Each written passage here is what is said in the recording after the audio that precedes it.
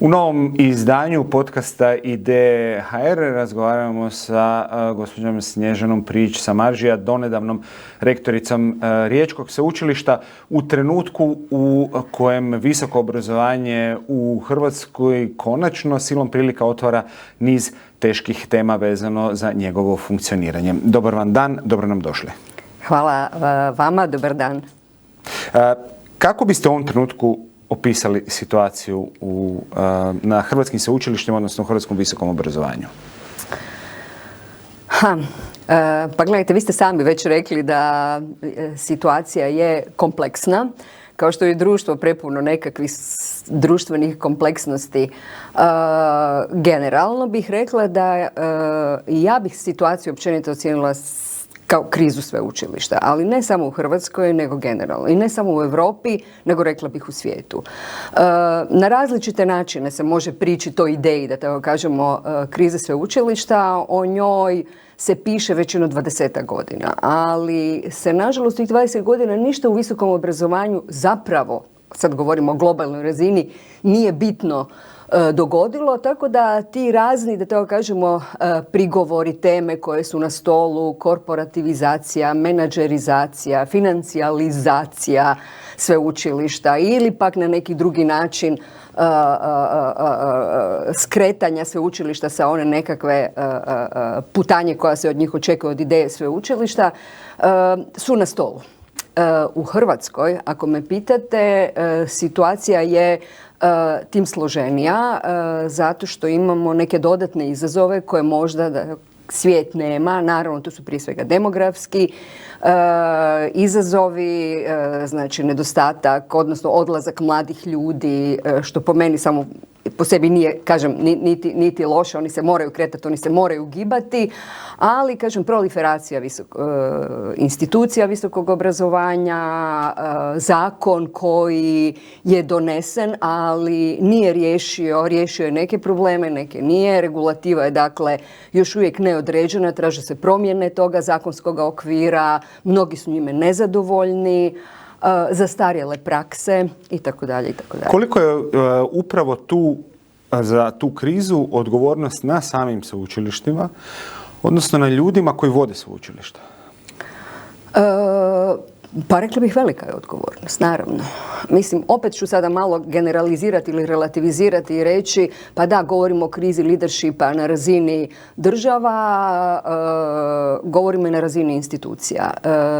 Ja duboko vjerujem da institucije moraju biti, da kažemo, motor koji će početi kretati ili pokretati nekakav kotač društvene promjene, donositi nekakve društvene inovacije i tim više odgovornosti na čelnicima. Pritom ne mislim samo na rektore ili prorektore ili uprave sveučilišta, mislim naravno i na dekane. Znači, to je jedan sustav koji je negdje zapeo, da tako kažemo, još uvijek se traži, ali ona glavna, da tako kažemo, stvar koju bi svi trebali shvatiti je to da se sveučilišta promijenila, da se društvo promijenilo.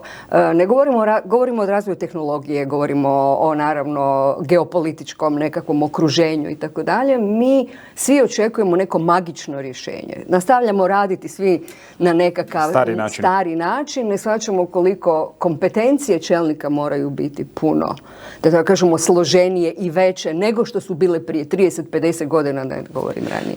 Porazne brojke praznih mjesta ove godine sa najavom, jer su te brojke javno poznate naprosto, sa brojem očekivanih studenata, sa još dramatičnijim godinama koje su pred nama i sada odjednom svijest o tome da imamo previše sveučilišta, previše visokoobrazovnih institucija, previše svega. Da, definitivno se na tu proliferaciju upozoravalo, ali to je sve nekako, da tako kažemo, funkcioniralo. Ne govorimo tu pritom i o privatnim, da tako kažemo, koji su također dio sustava, koji na neki način također sliku, da kažemo, čine još i lošijom nego što to izgleda. Demografija je učinila svoje i sada smo pred tim velikim, da tako kažemo, jazom. Kvote su na institucijama visokog obrazovanja, znači govorim i veleučilištima, visokim školama i sveučilištima, veće nego što je broj maturanata koji neće svi upisati, koji će mnogi otići studirati vani.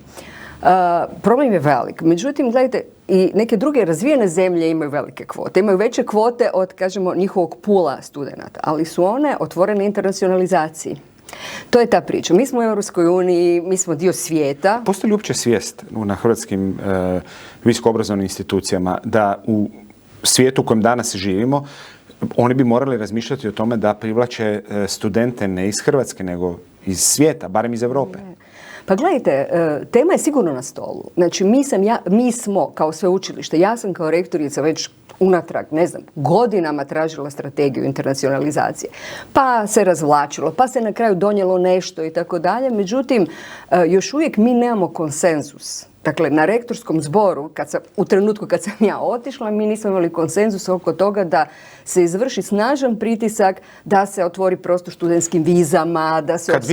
Kad kažete da nije bilo konsenzusa, da li to mogu li to tumačiti na način da većina rektora, odnosno nije postojala većina rektora koja bi bila stava da je internacionalizacija nužna za iskorak i svjetlu budućnost sveučilišta? Točno. Upravo tako, kao što ste rekli.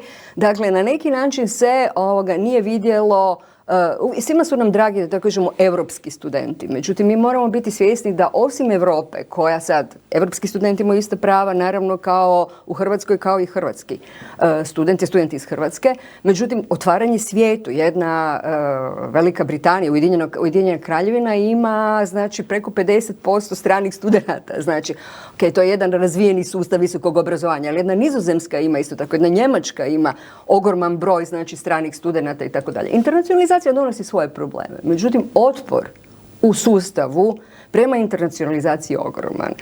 Internacionalizacija se odmah na neki način izjednačava sa pitanjem nacionalne sigurnosti, sa pitanjem dileme vezane za imigraciju preljevaju se na visoko obrazovanje. Znači, onog trenutka kad mi počnemo o tome razgovarati, mi ne razgovaramo o akademskim temama koje muče, da tako kažem, i o kojima naši kolege u Nizozemskoj recimo razmatraju, a to je pitanje inglišizacije i tako dalje. To jesu teme o kojima bi trebalo razgovarati. Mi razgovaramo o nacionalnoj sigurnosti, nacionalnom identitetu i tako dalje i zapnemo. Znači, postoji velika skupina ljudi u visokom obrazovanju koji potencijalnu studenticu iz Brazila ili studenta iz Indije vide kao problem, a ne kao priliku. Tako je. Vrlo sam tu odriješita u tom smislu. Sustav naravno treba prilagođavati, ali uistinu ne vide kao priliku. A pogotovo, kažem, u ovom kontekstu koji ste me vi pitali, a to je znači kad su naše kvote sada takve da zapravo nama trebaju studenti. Ali i neovisno o tome, mi želimo internacionalne studente. Treba li sada onda dodatno strahovati nakon što smo propustili možda neke prilike jer oni koji su to trebali odlučiti nisu bili spremni izaći iz zone komfora? Treba li sad strahovati od nove nevolje koja bi opet mogla dramatično dodatno raniti sveučilišta, a to je da se odjednom priča svede na to da postoji višak znanstvenika? Da. Pa gledajte, to je tema koja ovog trenutka na neki način je komunicirana, koliko sam ja pratila, i u medijima. Znači, smanjuje se broj studenata, ali se ne smanjuje broj znanstvenika. Znači, sad opet imamo situaciju da umjesto da se visoko obrazovane ljude koji su ulagali u svoje znanje, doktore znanosti, sveučilišne profesore, da ih se ne tretira kao blagodat koji treba samo onda drugčije iskoristiti, nego kao i njih kao problem. Tako je. Sad i ljudi na neki način osjećaju jedan strah, moram vam reći, da neće ispuniti normu. Znači, da neće imati svoju normu, da tako kažemo, i nastavnu i znanstvenu normu. Znači, to se na nekim institucijama više prati, na nekima manje. Rekla bih, ali činjenica jest da ako imate puno više, znači ako smo mi kapacitirani sa nastavnicima i sa znanstvenicima na kvotu koju ne popunjavamo, postoji pitanje što će sada ti znanstvenici raditi. I to nije problem koji se ne može riješiti. Znači, postoji ovo što smo mi spomenuli, pitanje internacionalizacije. Postoji pitanje, tako kažemo, nekakvog drugačijeg pristupa visokom obrazovanju, koje bi bilo opet privlačno i stranim i našim studentima, a to je, recimo, jedan problem-based pristup koji imaju neka sveučilišta gdje su manje grupe, gdje možete mijenjati i inovirati prakse da sustav bude kvalitetniji. Da ne govorimo o znanosti. Znači, mi ne povlačimo onoliko sredstava koliko možemo iz EU fondova. Znači, projektna kultura još uvijek ima mnogo prostora za razvoj. Dakle, kompetitivnih projekata imamo strašno malo. Dakle, hoću reći, postoji tu cijeli jedan prostor znanstvene produkcije koju možemo dizati i umjesto da se na neki način sada i o tome razgovara, jer mislim da je to pitanje. Radi se o doktorima znanosti, radi se o ljudima koji su najobrazovaniji, koji su nekakva kolektivna inteligencija ove zemlje, ne možemo tek tako se odreći tog resursa, kao što ste vi rekli. Ali nije li i to situacija u kojoj bi država trebala na neki način pružiti ruku pomoći u tranziciji sveučilišta? Bez obzira na sve ono što se događalo do ovog trenutka. Ja mislim da bi država trebala strateški puno bolje promišljati visoko obrazovanje. Na neki način biti prisutnija prije svega, znači odgovorni ljudi u toj europskoj areni. Znači, neke probleme dijelimo sa svijetom, dijelimo sa Europom i tamo se traže na neki način rješenja i tamo se definiraju nekakvi strateški smjerovi razvoja sveučilišta. Nisu hrvatska sveučilišta toliko različita od nizozemskih, talijanskih, rumunjskih, estonskih i tako dalje. Znači, definitivno nam nedostaje jedan, da tako kažemo, dijalog u kojem bismo mi svi zajedno zapravo definirali strateški ono što želimo, kuda ćemo se kretati, a ne prepuštati sve pod krinkom autonomije sveučilišta ili autonomije fakulteta koji moraju postojati, koji su ključni. Dakle, ali čini mi se da autonomiju sveučilišta potežu sve strane upravo u trenucima kad je ne bi trebalo potezati. Tako je, upravo se slažem s vama. Autonomija sveučilišta ovog trenutka je velika tema, opet kažem u Europi, zato što postoje razni politički pritisci, financijske ucjene, da tako kažemo, i uplitanje u samo funkcioniranje sveučilišta. Akademska sloboda ne smije dolaziti u pitanje. Međutim, kada treba donositi odluku o strateškom razvoju znanosti, visokog obrazovanja, velikog jaza koji se dogodio između kvota, odnosno naših kapaciteta i broja studenata, onda definitivno nam treba nekakva državna strategija, treba nam nacionalni konsenzus u kom smjeru želimo ići. Pitanje je teško, imamo 9 sveučilišta javnih, plus privatna, plus visoke škole, dakle to je jedan ogroman sustav kojeg neće, to je tanker, treba vremena da se on pokrene. Pritom, pretpostavljam da ćete se složiti sa mnom, ne mogu se niti svi smjerovi, odnosno programi promatrati na isti način, jer čini mi se da pogotovo mala zemlja poput Hrvatske ne može sebi priuštiti luksuz da nestanu neki smjerovi, na primjer neki mali jezik, zato što trenutno nema studenata koji bi ga htjeli učiti. Ili da nestane čitava neka grana koja je podrška industriji, zato što u tom trenutku u nekom manjem gradu nije sakupljen broj studenata. Čini mi se da se to ne može promatrati na isti način na koji se mogu promatrati, možda i moraju promatrati neke kopije programa koje niču kao gljive, a ne donose nikakvu dodanu vrijednost diljem zemlje. Sve ste rekli, apsolutno se slažem s vama. Naravno, već znamo što se događa sa onim sveučilištima koja su u svijetu, koja su se odrekla svoje humanistike. Znači, to je ogroman problem. Znači, na neki način to se sada vraća ko bumerang sa svim ovim, da tako kažemo, sociopolitičkim događanjima, pitanjem vrijednosti, demokratskih vrijednosti, razumijevanja uopće, da kažemo, svijeta u kojem živimo. Dakle, mali jezici sasvim sigurno su vrijednost koju treba njegovati. Brodogradnja na koju mi recimo u Rijeci godinama nismo upisivali studente, ali nam je od vitalnog značaja. Stranci nam kažu da imamo takvo iskustvo, da tako kažemo, i takvu ekspertizu u tom prostoru da će se prije ili kasnije to ponovo, da tako kažemo, vratiti, ali smo imali krizu kada su se upisivala 5 studenata na studij brodogradnje, naravno potaknuti socijalnim okruženjem u kojem brodogradnja propada, ali se sad brodogradnja ponovo diže. Znači, mi ne možemo se riješiti naših stručnjaka iz brodogradnje koji su sjajni i koji će ponovo biti sjajni, moramo vidjeti šta možemo tu smanjiti taj, da tako kažemo, period koji je nastao na način na koji je nastao. Upravo zato što vi kažete, nisu to promjene koje se mogu odrezati. Znači, nema dovoljan broj studenata, ugasit ćemo studijski program. Ali, ako imate proliferaciju studijskih programa, ako imate na jednom velikom sveučilištu isti studij na nekoliko različitih fakulteta, onda to stvarno jest problem. I općenito studijski programi koji se otvaraju formalno da bi se ispunili nekakvi zahtjevi, da vam sad ne govorimo osiguranja kvalitete, fingiranja normi i tako dalje. Znači, treba nam autentičan jedan pristup svemu, o tome i vi govorite, promišljen, strateški, ali puno kompetencije da se u taj dijalog uđe. To je ono što želim reći. Bojim se da mi nismo svjesni da u taj dijalog trebaju ući ljudi koji stvarno imaju visoke kompetencije da o tome odlučuju i razmišljaju. Među novinarima koji prate znanost i obrazovanje, ali imam osjećaj u dobrom dijelu javnosti, u vašim mandatima je Riječko sveučilište bilo prepoznato kao avangarda, kao ono koje grabi velikim koracima naprijed. Koliko je to bilo teško napraviti ili ću drugčije postaviti pitanje zašto to ne rade i drugi? Pa gledajte, nismo mi toliko bili, hvala vam prvo na sve, meni je to drago čuti, to je ono muzika za moje uši, da tako kažem, ali nije to baš bilo nešto posebno avangardno. Bilo je avangardno u kontekstu, da tako kažemo, možda ostatka Hrvatske. Međutim, mi smo naprosto igrali igru koju igraju evropska sveučilišta. Znači, nema tu ja to uvijek kažem, moj trik je vrlo jednostavan. Znači, šta sam ja željela? Ja sam naprosto samo željela biti igrač na evropskoj razini. Znači, odlazila sam u Europu, bila na njihovim sastancima, ulazila u tijela, aktivno sudjelovala. Oni su otvorenih ruku nas dočekivali jer su željeli, da tako kažemo, čuti šta se zbiva u jugoistočnoj Europi, šta se zbiva u istočnoj Europi i na neki način tu nema nikakve posebne tajne, nema nikakve mistifikacije cijele priče. Zašto to onda ne rade i drugi?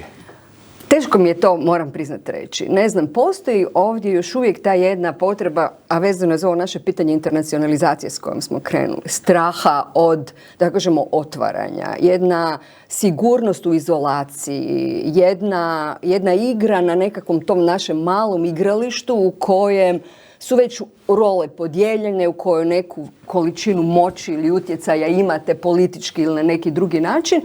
I zapravo meni je neshvatljivo zato što dobrobit je jednostavna. Ako to možemo vrlo jasno shvatiti kao motiv ljudi koji su već zadovoljni svojim rolama, ali na svim tim sveučilištima morala bi biti velika količina mlađih ljudi, znanstvenika na početku zapravo svoje karijere. Zašto zašto se oni ne bore za europsko igralište? Da. Pa gledajte, ja mislim da mnogi od njih igraju na tim europskim igralištima i da oni zapravo nisu motivirani uopće izaći na prostor, da kažemo, upravljanja fakultetima i sveučilištima. To je ono što mene na neki način najviše boli. Još uvijek se te pozicije gledaju kao pozicije, vi ste u dio sustava i tako dalje i oni zapravo se žele baviti svojom znanošću ili su frustrirani načinom na koje stvari već sada funkcioniraju ili zapravo ne žele žrtvovati svoju znanost, da tako kažemo, dobrobiti institucija. Ja bih ovo drugo voljela na neki način promijeniti. Znači, nećemo žrtvovati svoju vlastitu znanost. Stvorit ćemo puno bolji prostor da ta znanost može bolje rasti. Mi smo već, da tako kažemo, već nam je užasno tijesno u okvirima u kojima jesmo, ali ta motivacija, to mene uvijek jako brine na našim sveučilištima. I na mom sveučilištu i na drugima, nedostatak te motivacije, ta zatvorenost, mladi ljudi koji onda su u tim nekakvim svojim malim nišama gdje su odlični znanstvenici, niko za njih ne zna, ali oni su puno poznatiji i cijenjeniji negdje u svijetu nego što su na svom vlastitom sveučilištu. Vlastito sveučilište također ima nekakav otpor da te sjajne mlade ljude ili starije ljude na neki način postavi na neka mjesta, da im ukaže poštovanje i respekt i onda se to zatvara, dešava svoj paradoks, da zapravo nitko ne želi. Malo ljudi se uopće želi kandidirati za dekane. Malo ljudi želi uopće se kandidirati. Tu dolazimo i do situacije na Riječkom sveučilištu, nakon isteka vašeg drugog mandata. Ja moram reći, mene to osobno jako zatekla situacija u kojoj, dakle, Riječko sveučilište u 2 pokušaja nije uspjelo izabrati vašu nasljednicu ili nasljednika. Sada se čeka 3. pokušaj. Kako vi to doživljavate? Da li to znači da promjena koju je javnost prepoznala nije na tako čvrstim nogama kako bismo mi možda voljeli, priželjkivali? Pa ja se bojim da je vaša dijagnoza zapravo točna. Međutim, znate kad se glasuje uvijek se može dogoditi situacija u kojoj dođete u nekakvu pat poziciju. Znači, to je demokratski proces. Mi smo demokratizirali izbore, znači mi smo na neki način jedino sveučilište, ja to stvarno smatram svojim, da tako kažemo, svojim velikim postignućem senata, sveučilišta i tako dalje, da smo uključili svi mogu glasati, svi mogu na neki način izreći svoju preferenciju i tu smo sigurno malo zakomplicirali situaciju. Ne? Na neki način... Dobro, ali imamo drugu krajnost sveučilišta na kojima dekani zapravo odlučuju o stvarima, ne ignorirajući zapravo u potpunosti ponekad stavove svojih kolega sa svojih fakulteta. Nije to sigurno nešto čemu treba težiti? Naravno da nije, naravno da nije i naravno tako ne bi smjelo biti, ali činjenica je da su na neki način ljudi rekli, da tako kažemo, svoje i da su na neki način unijeli neku novu dinamiku u cijeli proces. Prije je to bilo tako da je odlučivao Senat. Senat ako vam je mali, ako ima 22 ljudi, pa neki ima i 50 ljudi. Na neki način stalno se je bilo otvoreno to pitanje lobiranja. To je ljudski, to je prirodno, to se događa. Mi bismo htjeli da toga nema, ali toga će uvijek biti. Dakle, i sad desila se ta situacija da smo očito došli u situaciju 11-11. 2 puta 11-11. Nitko od nas to nije očekivao, moram vam priznati. Međutim, sve dok to funkcionira demokratski, sve dok je to na neki način glas, da tako kažemo, javnosti ili naše akademske zajednice, meni je to u redu. Možda trebaju novi kandidati. Možda ovi kandidati su bili takvi da na neki način oko njih nisu uspjeli dobiti taj 12. da tako kažemo, glas u Senatu. Ali činjenica, ja ne vidim to, mnogi to vide uistinu kao i je, jedan presedan je, da tako kažemo, u toj cijeloj priči, ali ja ne vidim da je to nešto loše. Mi smo pitali ljude što misle, ljudi su rekli što misle, koliko god je to bilo moguće u okviru našega zakona i senatori su se podijelili 2 puta 11-11. Šta će biti sljedeće, vidjet ćemo da li će biti novi kandidati, jer očito oko ovo dvoje koji su 2 puta bili u finalu nije se uspjelo na neki način dogoditi prevaga. Rekli ste da ne mislite da ste napravili da nešto avangardno u kontekstu europskog igrališta na kojem želite igrati, ali ja opet inzistiram da u usporedbi sa zbivanjima na drugim sveučilištima, ne znam koliko je široko poznato, Riječko sveučilište uz ostalo, uz sve ostale elemente, razlikuje se od ostalih, na primjer, po tome što ima institut za budućnost. I sad, zbilja mislim da u jednoj Hrvatskoj, uz način na koji funkcionira naš visokoobrazovni sustav, mnogi će ostati bez teksta kad čuju da ste osnovali i pokrenuli institut za budućnost. Da, pa i opet ću vam reći, nije to nikakva novina. Znači, nisam ja otkrila nikakvu toplu vodu sa time. Moram priznati da sam imala jedan direktni povod, to je sveučilište u Edinburgu i njihova chancellor, razgovarali smo, oni su napravili tako jedan institut za budućnost i to oni su mi bili možda nekakva i neposredna inspiracija, ali zapravo taj institut je bio nekakva prirodna posljedica nečega što smo mi već dugo radili. Mi smo tijekom mog mandata osnovali jako puno malih centara kao vrlo male interdisciplinarne, znanstveno-razvojne, da tako kažemo, jedinice. Znači, mi smo rekli, ok, fakulteti su fakulteti, zatvoreni su svoja znanstvena područja, birokratski je to jako kompleksno pokrenuti i tako dalje. Mi smo napravili male, fleksibilne jedinice gdje su se mogli stvarati istraživačke skupine ljudi sa cijeloga sveučilišta. I oni su tako nastajali. Da li je to bio Centar za napredne studije, to je postdoc, da li je to bio napredno računanje i modeliranje, nano i mikrotehnologije i tako dalje. I oni su u tim malim jedinicama počeli povlačiti projekte, počeli onako funkcionirati izvrsno i oni su postali neka vrsta inkubatora novih ideja, novih studijskih programa i tako dalje. I mi smo onda, kad sam ja vidjela kako funkcionira taj institut u Edinburgu, ja sam rekla, pa to su naši centri i na neki način, sada da ne duljim priču, mi smo naše već postojeće centre, njih je bilo 13, okupili za istraživanje djetinjstva, kažem vam, za umjetnu inteligenciju, kibernetsku sigurnost, znači vrlo, vrlo specifične, ujedinili smo u jedan institut za budućnost kao inkubator, da kažemo, ideja. Tamo nema stalno zaposlenih ili ima mali broj stalno zaposlenih ljudi. To su istraživačke skupine koje nastaju i raspadaju se, koje pokreću stvari, testiraju ih. Ako prođu, super, stvaramo neku novu priču. Ako ne, stvara se neka nova ideja. Znači, to je taj institut za budućnost kao jedan tesni, da tako kažemo, prostor u sustavu koji je inače jako teško pokrenuti. I, naravno, okrenut je prema svemu onome novome što bismo mi na sveučilištima htjeli imati. Tako da kažem, nisam ja tu isto napravila ništa posebno. Mnogi su tu ideju, moram vam priznati, dočekali na nož, kakav institut na budućnost, o čemu, šta je to, da uvijek taj jedan. Ali ja uvijek kažem, nisam se bojala toga, to je možda nekakva stvar. Ja uvijek kažem, treba imati nekakvu strast i nekakvu viziju u toj cijeloj priči, pa gurati koliko se može.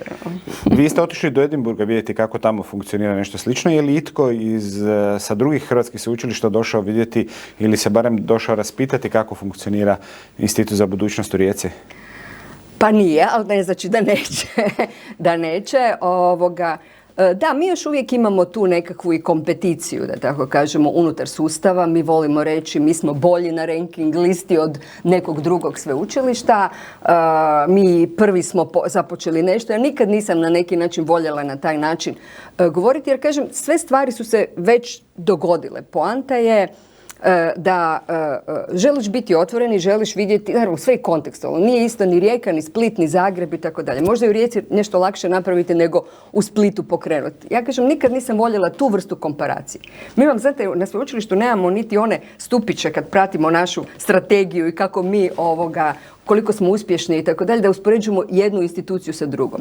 Svaka institucija se uspoređuje sama sa sobom u prethodnoj godini. Znači, i koliko doprinosi cijelom sveučilištu. Znači, naš je i opći pristup bio drugačiji. Moraš biti bolji od sebe u prethodnom momentu. Moraš vidjeti šta možeš naučiti negdje u tom smislu. A ne jesi li bolji od drugog fakulteta, jesi li bolji od drugog sveučilišta. Dakle, to je nekakva moja ideja. Bila je ta kompeticija, čini mi se, u akademskoj zajednici može lako divergirati u nešto što nitko ne želi, a ja bih htjela neku drugu, autentičniju motivaciju kod ljudi pronaći. Počeli smo razgovor sa krizom sveučilišta, ali i sami ste u jednom trenutku rekli da je kriza u Hrvatskoj i šira. Mi smo se našli u 2025. godini, vi ste spomenuli malo prije znanstvene slobode, mi smo se našli 25. u situaciji da se zabranjuju umjetničke slobode, da se fizički blokira umjetnost sada, sutra možda nešto drugo. Da, po meni je situacija jako ozbiljna. Ja već dugo upozoravam, da tako kažem, kad god imam priliku o tome govoriti, ja to zvala sam to krizom prosvjećenosti. To je zapravo neka kantijanska priča. Moj background je filozofija, kad je on govorio o krizi prosvjetiteljstva u nekom prethodnom periodu, kad je rekao to je trenutak u kojem emocije i volja, da tako kažemo, nadigra razum i nadigra razloge. I to je nešto što nam se događa već dugo, što je korelirano sa krizom demokracije, demokratskih vrijednosti. Ovo što ste vi spomenuli, ovo zabranjivanje umjetnosti je stvarno nešto što nas svih treba strašno zabrinuti, kao što nas je trebalo strašno zabrinuti i treba nas brinuti skepticizam prema znanosti. Znači, za vrijeme korone, poslije i tako dalje, pokazatelji koji su govorili koji postotak ljudi u Hrvatskoj više ne vjeruje u evoluciju, dakle, koja je... Znači, na neki način taj skepticizam prema znanosti za koju, kažem, smo odgovorni i mi, ali su to očito neki širi trendovi koji sada, evo, nailaze na neku vrstu primjerenja i u Hrvatskoj, na hrvatski način, da to kažem, ali to je za mene tema broj 1, da tako kažem. Uistinu taj status znanosti ovog trenutka, znanost nije ideologija koju vi možete izabrati jedna ili druga pa ćete vi se odlučiti. Znanost nema alternativu. Naravno da vi možete u životu birati svoje ideološke stavove. Ali znanost nije ideologija, kao što bih ja rekla da demokracija i demokratske vrijednosti nisu ideologija. Ali danas se nalazimo u situaciji da ljudska prava postaju ideološko pitanje. Znači, čim se baviš ljudskim pravima, ti si na nekom lijevom spektru ili ne znam šta. To je iznad, da tako kažemo, bilo kakve ideološke priče. Znači, vladavina zakona, ljudska prava, slobode, znanost, kažemo, obrazovanje, to je pitanje dobra i zla. To nije pitanje ideologija. Jesmo li došli na najnižu točku ili bi se poniranje moglo nastaviti? Dakle, uvijek mislimo da smo došli na najnižu točku pa shvatimo da može biti i gore od toga. Ja mislim da je trenutak djelovanja se trebao dogoditi već mnogo ranije, ali ako i sada počnemo osvješćivati dijalog ove vrste na neki način, ja na koji god kongres odem vani, sad sam bila recimo slučajno, to je zadnja na ovome Albach forumu, Europskom forumu, pesimizam je ogroman. U Europi, u sustavu, da tako kažemo, koji promišlja i demokraciju, ali i inovacije i neke nove trendove u Europi. Europa postaje i irelevantna na neki način i kompleksna i zbog geopolitičke situacije, zbog bilo čega druga. Trenutak djelovanja je bio jučer, ali ako krenemo danas, bit će bolje nego sutra. Čijeg djelovanja? Države? Da, svih. Ja mislim da je odgovornost države ogromna u tom dijelu. Znači sad govorimo o našem sektoru i mislim da strateško promišljanje je nužno, strategija je nužna, smjer je nužan, naše sudjelovanje u europskom prostoru visokog obrazovanja mora biti puno veći i značajniji nego što je ovog trenutka. Ali to ne znači da nitko drugi u sustavu nije odgovoran. Znači i sveučilišta i fakulteti i ljudi. A što se demokracije tiče, djelovanje? Isto tako. I ja uvijek nekako razmišljam u svom okviru. Ja naravno vjerujem da tu trebaju biti i mediji, ja naravno vjerujem da tu trebaju biti i druge obrazovne institucije, ali gledam uvijek akademiju. I ja već godinama govorim i zato me zovu i sad evo idem ponovo Europska sveučilišna unija me opet zvala i tako dalje o promijenjenoj ulozi sveučilišta. Sveučilišta moraju postati demokratski centri. Znači ideja sveučilišta u 21. stoljeću ne može biti ista kao Humboldtovska, ne može biti ista kao antička. Mi moramo biti aktivni sudionici u društvu. Ta ogromna kolektivna inteligencija ne smije biti zatvorena u svoje male prostore istraživanja koji su ključni, bitni i važni. Dakle, ne želim reći da je naš zadatak da se bavimo promjenom društva, ali mora biti i promjena društva, pogotovo sad. Znači li to da je po vašem mišljenju akademska zajednica trebala jače i javnije reagirati i na skepticizam prema znanosti, da je trebala jače stati u obranu demokracije? Tako je. I mislim da, međutim, kad bi to i danas učinila, znači na neki način promislila kad govorimo o promjeni i krizi sveučilišta, to je taj glas, to je ta nova uloga sveučilišta i ljudi sveučilišta. Naravno da oni koji vode tu cijelu priču imaju više odgovornosti nego oni koji su u sustavu, ali to ne znači da je bilo tko aboliran u toj cijeloj priči. Velika većina, usudio bih se reći, i hrvatskih političara je barem visoko obrazovana. Znači oni su na neki način cijeli život u doticaju sa nekom intelektualnom zajednicom. Kako tumačite njihovu inerciju, prije svega onih koji su sada na vlasti, i njihovo relativiziranje problema, bilo da je riječ opet o dovođenju u pitanju vrijednosti vezanih za znanost, bilo da je vezano propitivanje uopće zaštite i obrane demokracije, bilo da je u pitanju povijesni revizionizam. Da. Pa gledajte, ono što je opet za mene pitanje svih pitanja je ignorancija ekspertize. Odnosno šta se ovog trenutka događa sa znanstvenicima i šta se ovog trenutka događa sa stručnjacima. Zašto na neki način imate ne samo populističke pokrete koji obezvrijeđuju znanstvenike i stručnjake, jer danas svi znaju sve. Danas se svi mogu obrazovati na Google-u. Ili mogu odlučiti da naprosto neće nešto prihvatiti. Neće prihvatiti jer oni imaju jednaku slobodu kao što mogu. Da tako ćemo, to je sad taj nekakav i deficit demokracije kojeg treba stalno na neki način osvješćivati i tako dalje. Pravo jednakosti svih ljudi ne znači da je svako mišljenje jednako vrijedno. Znači, informirano mišljenje, ja ću uvijek reći, je vrijednije od neinformiranog mišljenja. Informirana odluka je, naravno, puno vrijednije od neinformirane. To su epistemičke vrijednosti, političke vrijednosti, moramo na neki način staviti u određeni balans u toj cijeloj priči. I na neki način su se onda i političari, to ste me pitali, na neki način imaju opravdanje zašto i oni možda ne moraju uvijek uključivati stručnjake. Stručnjaci također su kontaminirani različitim ideologijama, pa imate režimske, pa imate proturežimske stručnjake i tako dalje i sve onda pada odmah u nekakvu relativizaciju, niti je ljudima stalo do stručnjaka. Stručnjaci su uvijek na neki način kontaminirani i stručnjaci zapravo su naprosto netko koga, da političar ili netko ko je donosioc odluka zapravo nije nužan konzultirati. Jest, nužan je. Mislim, to je ta pozicija o kojoj vi mene pitate. Znanosti, stručnjaka, visokog obrazovanja. Naravno, pitanje je kako smo se doveli u tu situaciju, tog kriza prosvjećenosti, krize prosvjetiteljstva u kojoj razloge na neki način uvijek, ono što mi kažemo override, ružno je reći, uvijek preklapa, da kažemo, neka politička moć, neka volja, neka strast populistička i tako dalje. I ja bih rekla da ovo naše vrijeme je vrijeme naravno promišljanja i deficita demokracije koji su nam se desili, u kojoj je uloga stručnjaka na neki način snažno relativizirana. Opet se na neki način zatvaramo krug, pa preko političara dolazimo i do politike prema znanosti. Vrlo često se može čuti iz ministarstva da je, usudio bih se reći, da tvrde da je problem riješen krize sveučilišta u užem smislu novim zakonskim okvirima, odnosno novim modelima, programskim ugovorima. Je li tu ikakav iskorak iskreno napravljen ili je to opet samo jedno maskiranje problema?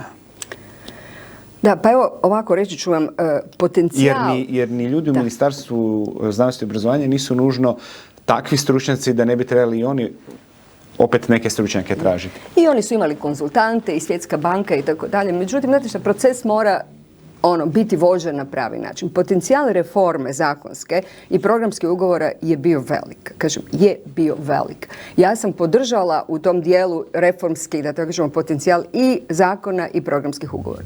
Ono što ja sad vidim da tim procesom se nije dobro upravljalo. Dakle, na neki način on je prepušten raznim interpretacijama.